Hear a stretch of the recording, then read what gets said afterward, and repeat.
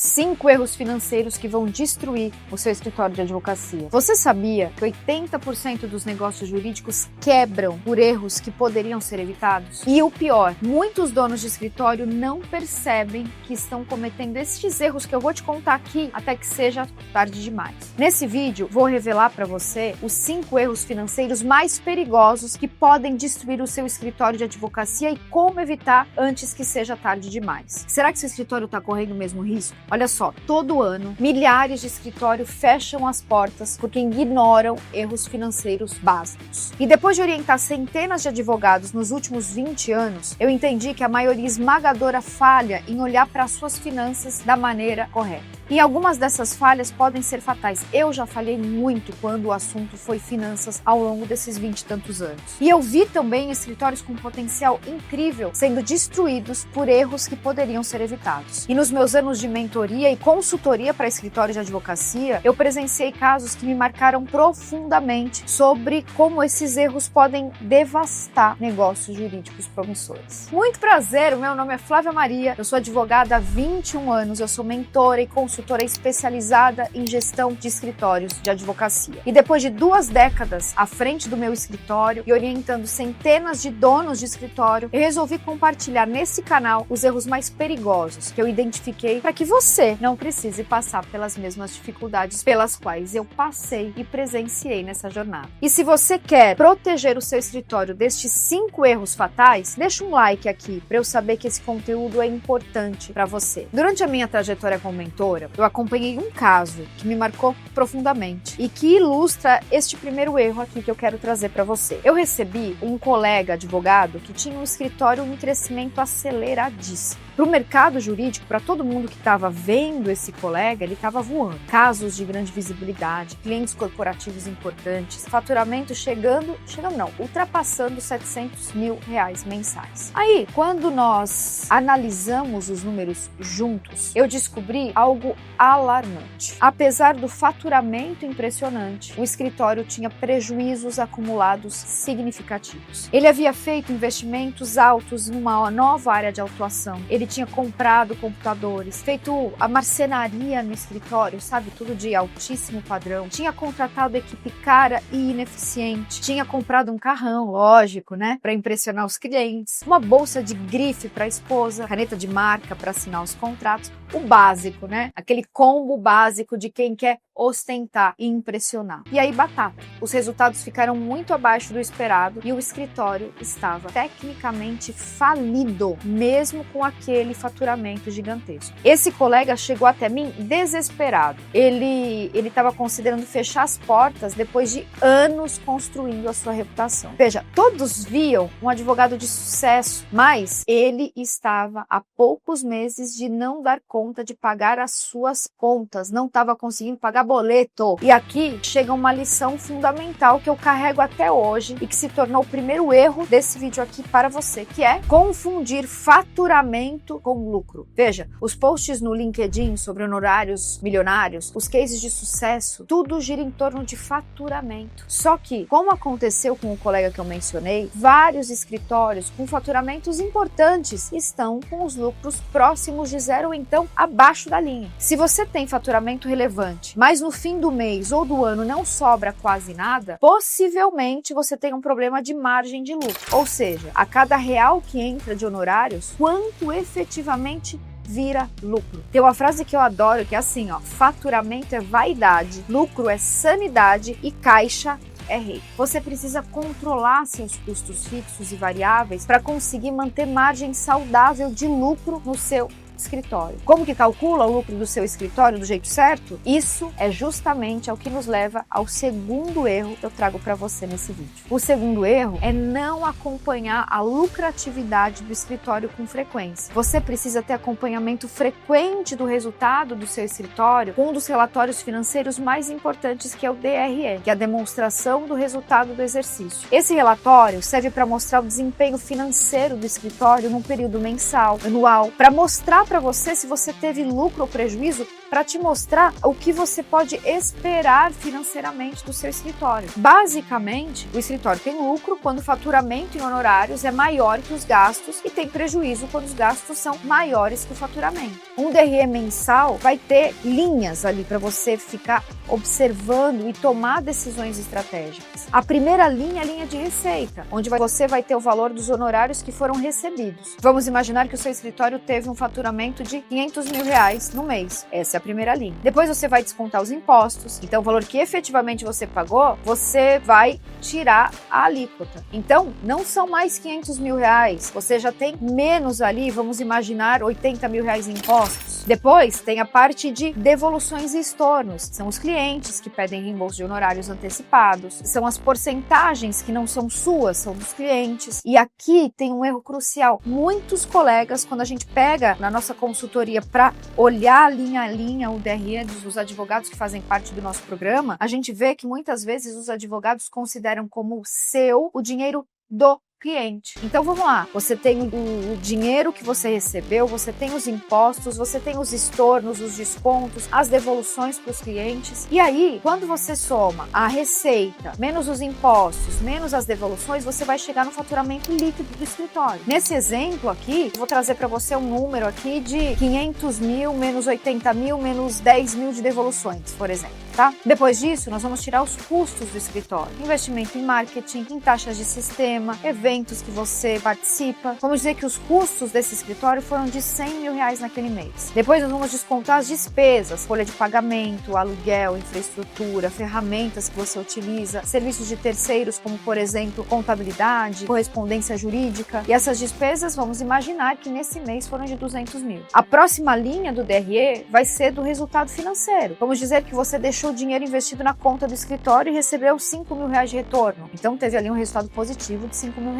Se nós somarmos todas essas linhas, nós vamos chegar no lucro ou no prejuízo do escritório naquele mês. E aí, o escritório, neste caso, teve um lucro de R$115 mil. Acho que é isso. Bom, chegando nesse lucro de R$115 mil, como sabemos a margem de lucro do escritório? Nós vamos pegar os R$115 mil e dividir pelos R$410 mil, que é o faturamento líquido. Dessa maneira, nós sabemos que esse escritório teve 28% de margem de lucro. Por que você divide pelo faturamento líquido e não pelo faturamento bruto que está na primeira linha? Porque você não tem controle sobre os impostos ou sobre as devoluções para os clientes. Então, o faturamento parte efetivamente de onde você tem controle, que é o faturamento líquido. Faz sentido? Ótimo. E olha só, se você ainda não se inscreveu nesse canal, se inscreva agora, porque toda semana eu trago estratégias práticas de gestão financeira para escritórios de advocacia. Vamos para o terceiro erro? Ignorar o fluxo de caixa. Nessa semana mesmo, eu orientei um escritório que estava enfrentando exatamente essa situação. Veja só, eles tinham um DRE aparentemente saudável, mas o fluxo de caixa estava totalmente desorganizado. Os honorários entravam de forma irregular, alguns clientes pagavam à vista, outros parcelavam em 6, 12, 24 vezes, e havia uma significativa quantidade de inadimplência. O resultado foi que, mesmo com lucro no papel, o escritório não tinha dinheiro em caixa para pagar os fornecedores, a equipe nos prazos certos. Isso criava um ciclo vicioso de estresse financeiro constante. Você pode até manter um ciclo vicioso de estresse financeiro constante, porque assim, você até pode manter um escritório com prejuízo funcionando por um tempo. Mas sem caixa não tem como. Você precisa pagar a sua equipe, você precisa pagar o aluguel, você precisa pagar a internet, você precisa pagar tudo aquilo que você gasta, consome todos os meses. Eu sei que tem gente que vive negociando, vive escolhendo o boleto que vai pagar. Isso não é sustentável. Isso não vai manter o seu escritório num crescimento saudável. Por isso que eu implemento com todos os escritórios que eu oriento um processo que eu considero muito valioso, que é fazer o acompanhamento diário do caixa do escritório. É um relatório até que simples, que mostra entradas e saídas do caixa todo dia, o histórico do que realmente aconteceu e a revisão para a previsão para os próximos meses. Dessa maneira, a gente consegue saber exatamente a posição de caixa em qualquer dia do ano e a previsão, isso é muito maravilhoso, a previsão do que está por vir, tanto para as entradas previstas quanto para as saídas. E aí, quando a gente olha para o modelo de negócio dos escritórios, isso é relevante, porque veja, o meu escritório, por exemplo, tem um modelo de negócio onde eu tenho as camadas de faturamento, né? Os clientes de alto padrão, os adicionais não jurídicos e a massificação inteligente. Então, quando eu olho para um escritório que tem somente contencioso de massa, por exemplo, o que acontece? Ele tem que saber que o seu modelo de negócios depende de semear, ou seja, entrar com os processos, depender do êxito para receber. Enquanto que um escritório que tem clientes de alto padrão tem mensalidade. E os adicionais não jurídicos trazem uma certa flexibilidade maior para a venda desses serviços que não estão sob as limitações da OAB. Então, assim, perceba, tudo é método, inclusive quando o assunto é fluxo de caixa. Perceba, você até pode manter seu escritório com mais ou menos estratégia, mais ou menos execução, mais ou menos, mas acontece que sem dinheiro não dá. De acordo com estudos sobre empresas bem-sucedidas, as melhores organizações têm de 3 a 10 vezes mais reserva de caixa do que seus concorrentes. E por que elas fazem isso? Porque o caixa é o oxigênio que alimenta o crescimento. Você vai precisar de caixa para conseguir investir mais, trazer equipe boa, comprar novas ferramentas, fazer eventos maiores, receber os seus clientes, participar de eventos, realizar viagens estratégicas. E aí você pode estar se perguntando assim: ok, Flávia Maria, mas como é que eu faço para melhorar o meu fluxo de caixa? Garantindo que os seus clientes paguem nos prazos corretos e tentando conseguir mais prazo de pagamento com seus fornecedores. Se você fizer isso, você vai conseguir melhorar a sua posição de caixa. Ter uma boa reserva de caixa também vai permitir que o seu escritório sobreviva em momentos ruins. Se eu não tivesse caixa na pandemia, eu teria quebrado, eu não estaria aqui, bela e formosa, falando com você nesse vídeo. Veja, sabe aquele ditado que diz que tá vendendo almoço para pagar janta? Se esse for o seu caso, cuidado. O que eu recomendo, no mínimo, é ter reserva de 6 meses de custo fixo no caixa do seu escritório. Porque desse jeito, mesmo que o escritório fature zero nesse período, ele ainda vai sobreviver. E o que isso quer dizer? Quer dizer que você vai pegar o seu custo fixo e vai multiplicar por 6. Vamos dizer que seu escritório tem custo fixo de 50 mil reais. Então, o custo fixo de 6 meses serão 300 mil reais. Você tendo esse valor guardadinho, você pode passar 6 meses sem faturar e o seu escritório vai parar de pé. Faz sentido? Isso vai te dar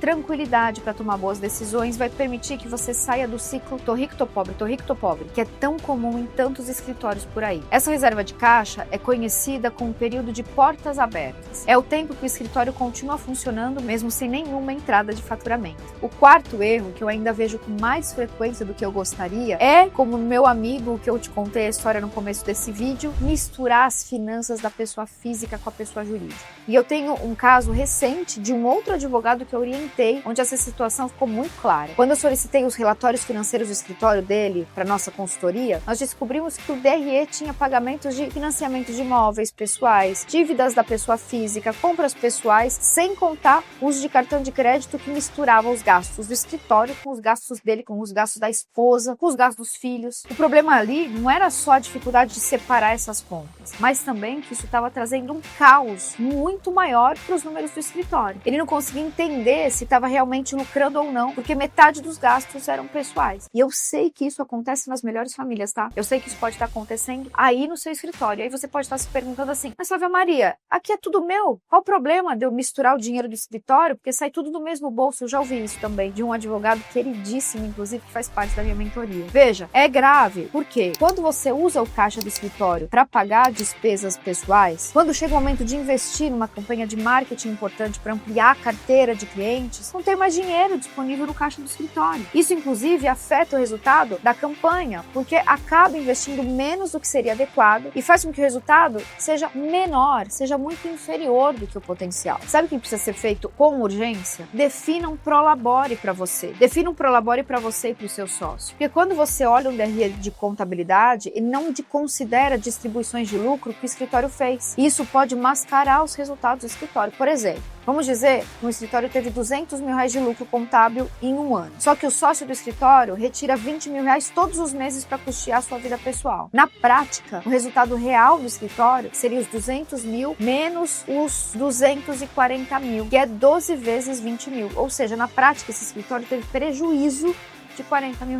Pelo menos gerencialmente eu considero importante. Se você tem retirada fixa todos os meses, que isso faça parte do relatório que é analisado, porque assim você evita surpresa de lucro ou prejuízo e tem a situação real de caixa do seu escritório. O quinto erro é delargar completamente as finanças para outra pessoa, e eu já fiz isso tanto, porque como uma boa advogada, eu detesto números, eu sei que você também detesta. Então, presta atenção nesse quinto erro aqui. É muito comum que donos de escritório terceirizem completamente as finanças para um terceiro, um contador, um BPO financeiro, o marido, a esposa, a contabilidade. Só que delegar e delargar são coisas completamente diferentes. Veja, eu quero que você delegue o que você não gosta de fazer, o que você performa mal fazendo. Delegar é fazer essa tarefa por meio de outra pessoa. Não é simplesmente passar a responsabilidade para outra pessoa e esperar o ano inteiro para ver no final se deu certo ou não. Cuidado! O dinheiro é teu. Cuida do teu dinheiro. Você precisa acompanhar de perto. E mesmo que não tenha aptidão com números e planilhas, como é o meu caso, você precisa acompanhar esses números para entender como está a situação do escritório. Deu lucro, não deu lucro? Esse mês aqui, comparado com o mesmo mês do ano passado, a gente está melhor, a gente está pior? Batemos a meta, não batemos? O que precisamos fazer para bater? Enfim, esses dias mesmo, eu estava com um advogado que cometia esse mesmo erro. Ele entregava tudo para o contador e só recebia informações uma vez por ano na entrega do imposto de renda. Durante o ano inteiro, ele não fazia ideia se estava lucrando ou não, se tinha dinheiro suficiente em caixa ou não, qual era a margem real de lucro do escritório. O resultado foi que ele descobriu só no final do ano que tinha tido prejuízo nos últimos 8, 10 meses, eu acho. Mas ele continuou tirando prolabore normalmente, porque ele achava que estava tudo bem. Veja,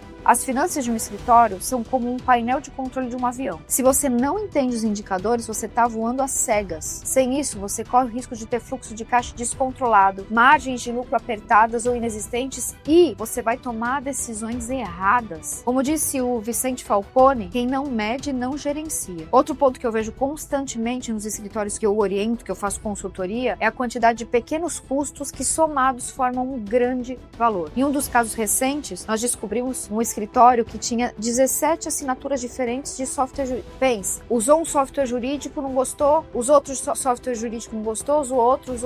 Quando foi ver, tinha várias assinaturas de ferramentas. Alguém do time tinha pedido para contratar uma, que depois contratou outra, que depois contratou outra. Quando foi ver, uma fazia a mesma coisa que a outra fazia. Das 17, sei lá, talvez 12 sequer eram usadas. Não eram valores altos. Era o valor de uma ferramenta de software X aqui, outra de gestão ali, outra de... Mas, quando somados todos esses valores, nós descobrimos que eles estavam gastando R$8 mil por mês em ferramentas. R$8 mil por mês em ferramentas. E eu reitero, tinham muitas que não estavam nem sendo usadas.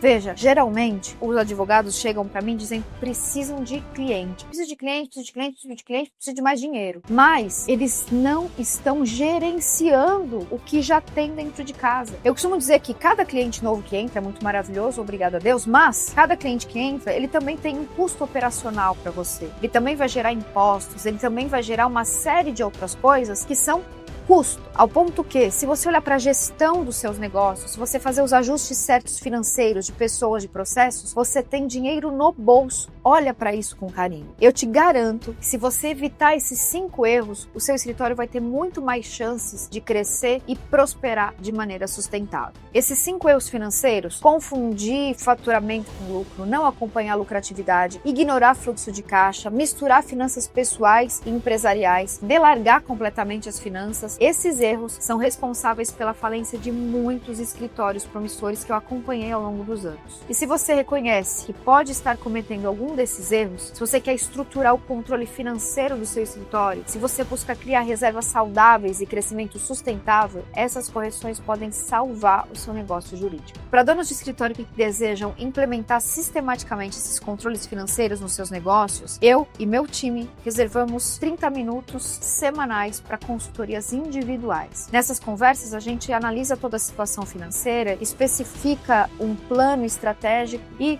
você passa a ter clareza do que precisa ser feito. O link está na descrição deste vídeo. Não deixe de acessar o link, preencher a aplicação e participar de uma reunião junto com o meu time para ver o que você precisa fazer aí no seu escritório agora mesmo. Comece hoje mesmo, calculando a margem de lucro real do seu escritório, usando todas essas informações que eu trouxe para você nesse vídeo. E me conta, você já cometeu algum desses erros no seu escritório? Como que eles afetaram os seus resultados? Como que você faz para olhar para o seu dinheiro? Compartilhe sua experiência nos comentários. Vamos discutir como que estruturação financeira adequada pode transformar a sustentabilidade da sua empresa.